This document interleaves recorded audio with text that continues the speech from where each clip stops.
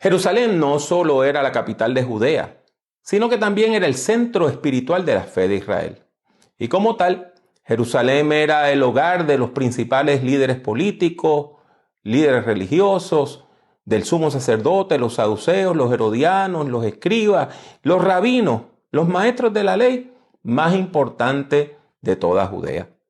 La relación entre los líderes de estos grupos, que acostumbramos mencionar en una misma frase como líderes, así, sencillamente, esa relación entre ellos era muy difícil. En realidad eran enemigos, dado que cada grupo aspiraba a alcanzar metas muy distintas a los otros grupos para su país.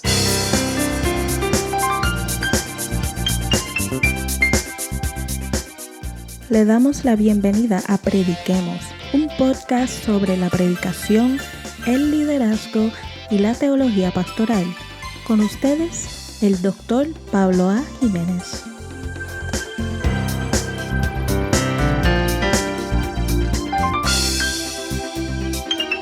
El sumo sacerdote era el líder espiritual más importante de todo el país.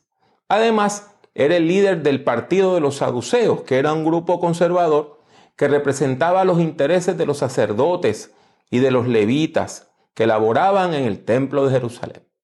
Y por eso, los saduceos privilegiaban una interpretación literal de los primeros 5 libros de la Biblia, el Pentateuco, donde es que se habla de las leyes ceremoniales relacionadas con el culto de Israel. Los saduceos no creían en la resurrección, que era una doctrina central para los fariseos, y se consideraban enemigos de los fariseos. Los herodianos eran un partido político, no religioso. Era un partido político que estaba a favor de que gobernaran los hijos y los nietos de Herodes el Grande. Veían a los religiosos como enemigos, porque tanto los saduceos como los fariseos se oponían a su mandato. Y los fariseos eran los líderes de la sinagoga, no eran sacerdotes, eran personas laicas, líderes de la sinagoga que estudiaban la ley y se convertían en personas expertas en interpretar la ley de Moisés. Se enfocaban más en los aspectos éticos y morales. Por ejemplo, no hacían sacrificios de animales en la sinagoga, solamente en el templo. Era gente muy piadosa y era gente que creía en la doctrina de la resurrección de los muertos. Ahora bien, todos estos líderes de Israel que le acabo de explicar que eran enemigos, tenían algo en común. Y es que ninguno comprendía por qué la gente seguía a Jesús de Nazaret. Jesús era un líder distinto a cualquier otro líder político o religioso de la época.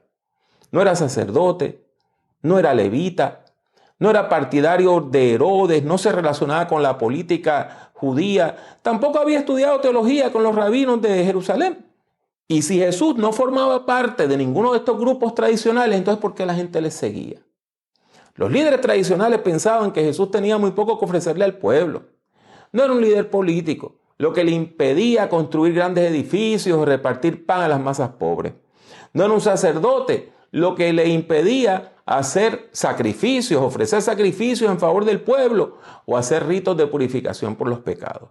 Y no era un rabino experto en la ley adiestrado en Jerusalén, lo que le impedía enseñar en las mejores sinagogas o relacionarse con los grandes líderes religiosos.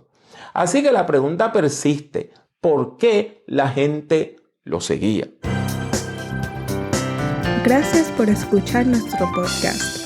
Danos un like, me gusta para dejarnos saber que ha escuchado este episodio. Y lo que es innegable es que Jesús tenía un carisma especial, un don particular que le permitía relacionarse con la masa del pueblo. Sus enseñanzas eran sencillas, estaban explicadas en el lenguaje de la gente.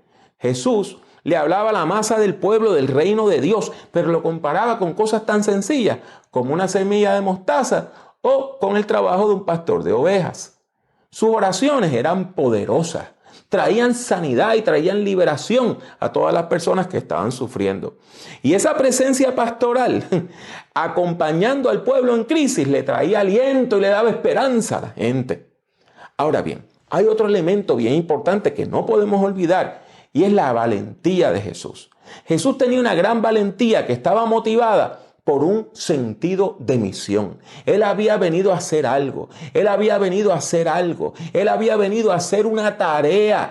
Y esa valentía le condujo a hacer algo que yo voy a calificar ahora como un acto profético. Un acto profético que evocaba las acciones de los antiguos profetas de Israel.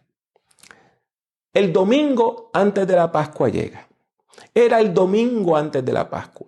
Y ese era un día muy importante, porque ese era el día que los militares entraban en masa a Jerusalén. Y usted me va a decir, pero es que en Jerusalén había un lugar donde vivían los militares. Sí, había un pequeño grupo de militares que vivían en un lugar que se llamaba la Fortaleza Antonia o el Pretorio. Sin embargo, el grupo era muy pequeño para controlar a la masa de la gente. Así que cuando había una fiesta grande, como la fiesta de la Pascua, venían refuerzos militares desde la ciudad de Cesarea del Mar. La legión que estaba operando, que operaba en Palestina, en Judea, en ese lugar, en la Tierra Santa, en el tiempo de Jesús, era la legión 10ª Fretensis. Y esas fuerzas militares, esos refuerzos militares, ¿saben qué día entraban a Jerusalén? El domingo antes de la Pascua. ¿Y por qué? Porque la fiesta patria del pueblo de Israel, el 4 de julio del pueblo de Israel, el 25 de septiembre del pueblo de Israel, era la Pascua. Era cuando ellos recordaban la liberación del pueblo de Dios, que Dios lo había sacado de Egipto con gran poder y mano extendida. Por lo tanto, si iba a haber una revuelta, esa revuelta, ¿cuándo se iba a dar? Pues en la Pascua. Y por eso entraban refuerzos militares. Ese mismo día, mientras los militares entraban por un lado de la ciudad a Jerusalén, Jesús entraba por el otro. Por eso es que digo que es un acto profético. Jesús estaba jugando la vida.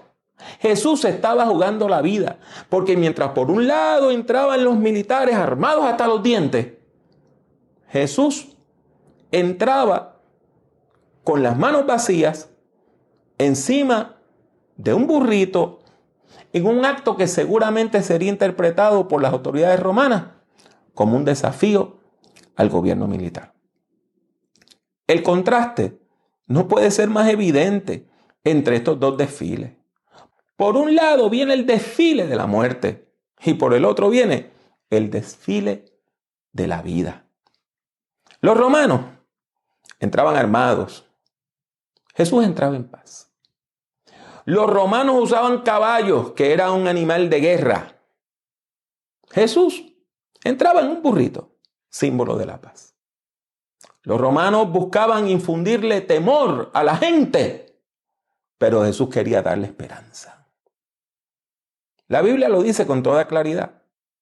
El siguiente día, grandes multitudes que habían venido a la fiesta, al oír que Jesús venía a Jerusalén, tomaron ramas de palmeras y salieron a recibirle y clamaban: Hosana, bendito el que viene en el nombre del Señor, el Rey de Israel. Y halló Jesús un asnillo y montó sobre él, como está escrito: no temas, hija de Sión, he aquí tu rey viene montado sobre un pollino de asna.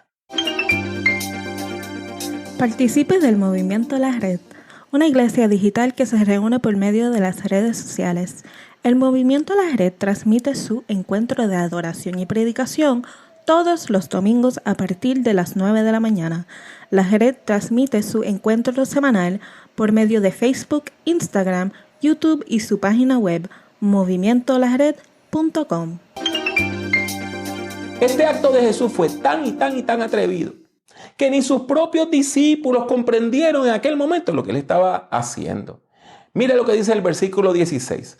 Estas cosas no las entendieron sus discípulos al principio, pero cuando Jesús fue glorificado, entonces se acordaron de que estas cosas estaban escritas acerca de él y de que se las había dicho.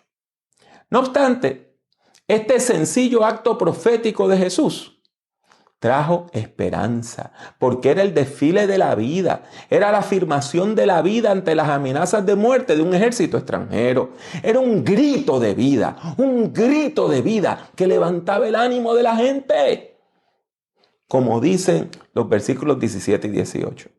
Y daba testimonio a la gente que estaba con él cuando llamó a Lázaro del sepulcro y le resucitó de los muertos, por lo cual también había venido la gente a recibirle, porque había oído que él había hecho esta señal.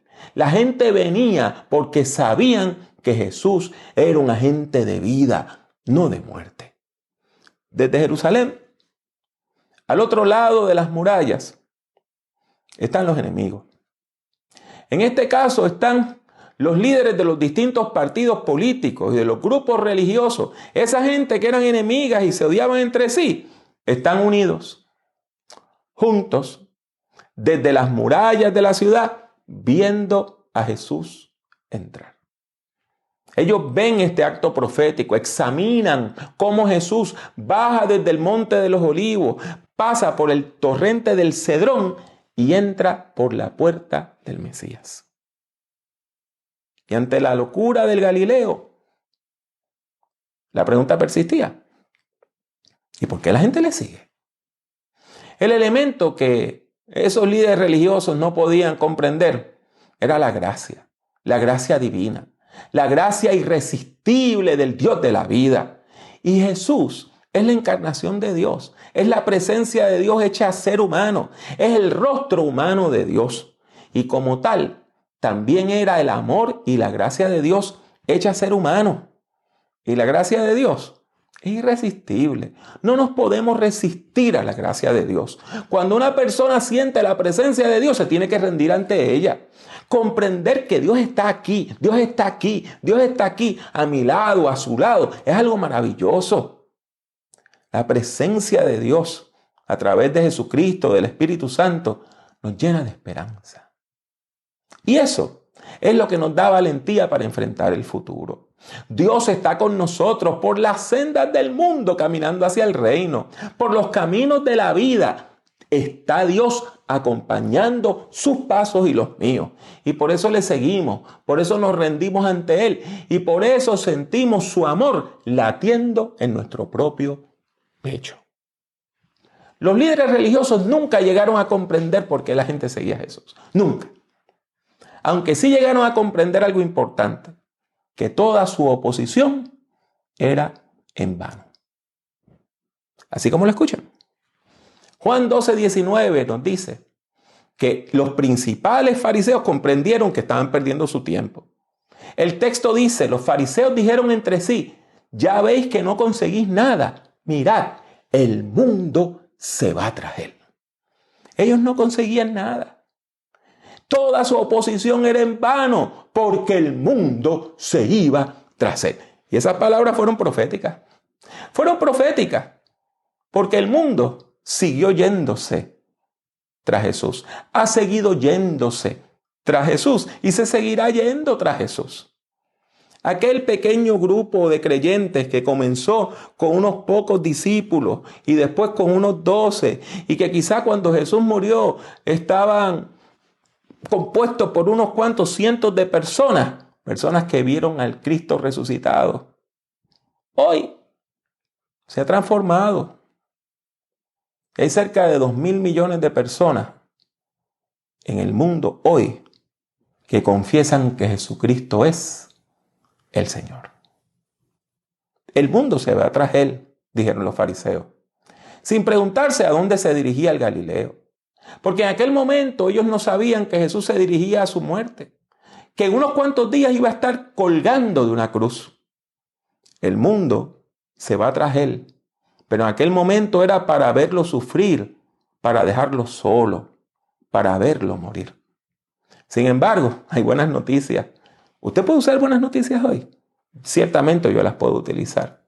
Necesitamos buenas noticias.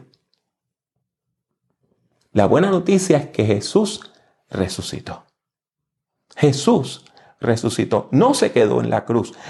Jesús ha resucitado. Jesús ha resucitado. Ha vencido la muerte con poder. Su sufrimiento acabó con el sufrimiento. Su abandono acabó con la soledad y su muerte mató la muerte. Y ahora, Cristo vive. Cristo vive para siempre. Vive para que tú vivas. Vive para que tú vivas a plenitud. Vive para que tú tengas la vida abundante que tanto Jesús prometió darnos. ¿Y qué es lo que tenemos que hacer para disfrutar de esa salvación, de esa vida abundante que Cristo nos quiere dar? Muy sencillo.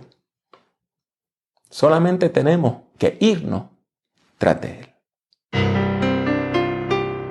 Gracias por escuchar Prediquemos. Puede encontrar otros escritos, audios y videos del Dr. Jiménez en su página personal www.drpablojimenez.com. Siga al Dr. Jiménez en Twitter, Instagram y YouTube. Sintonice, prediquemos y comparte nuestros enlaces con sus amistades. Que Dios le bendiga mucho y que Dios le bendiga siempre.